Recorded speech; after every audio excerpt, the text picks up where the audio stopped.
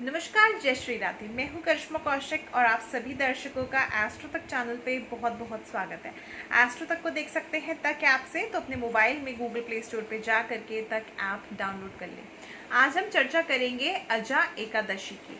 अजा एकादशी का जो त्योहार है, ये जो तिथि है, ये है 15 अगस्त 2020 को। और अगर तिथि की चर्चा करें तो भाद्रपद मास के कृष्ण पक्ष की एकादशी तिथि पे मनाई जाती है अजा एकादशी।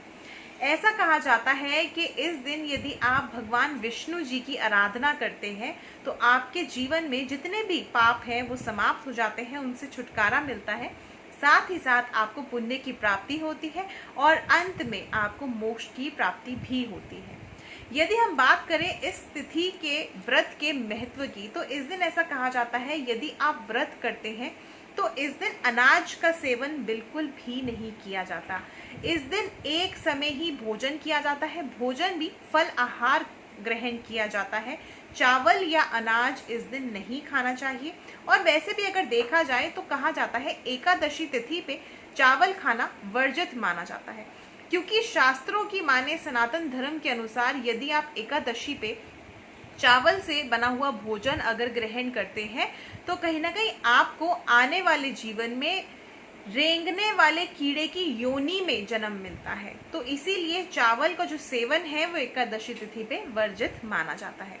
इसके साथ साथ इस दिन आप भगवान विष्णु जी की यदि आराधना करते हैं और इस दिन अगर आप व्रत करते हैं, क्योंकि निर्जल व्रत होता है, बिना अनाज के व्रत होता है, केवल एक ही समय फल आहार आप ग्रहण कर सकते हैं, तो आपको इससे बहुत अधिक लाभ प्राप्त होता है, शुभ फलों की प्राप्ति होती है। जितने भी आपके पाप है वो सभी नष्ट हो जाते हैं। स्पेशली अगर आपको धन से जुड़ी हुई समस्या है या फिर आपको किसी भी तरह से रोग से जुड़ी हुई समस्या है तो वो भी समाप्त हो जाती है।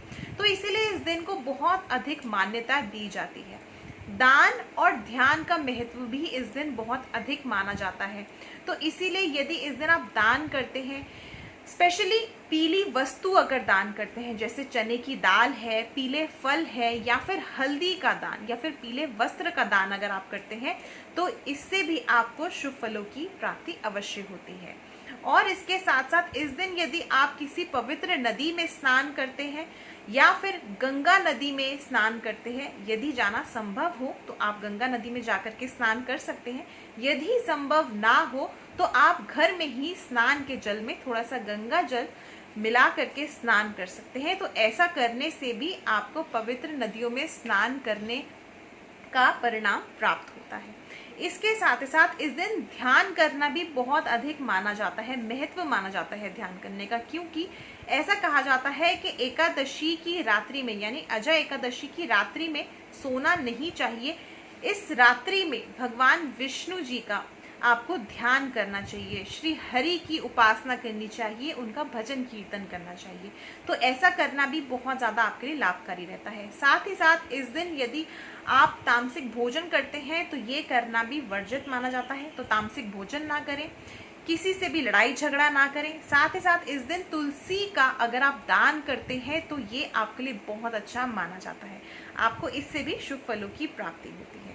तो इसीलिए अजय एकादशी पे आप तुलसी दान भी कर सकते हैं। यदि घर में तुलसी का पौधा नहीं है तो लेकर भी आ सकते हैं घर में।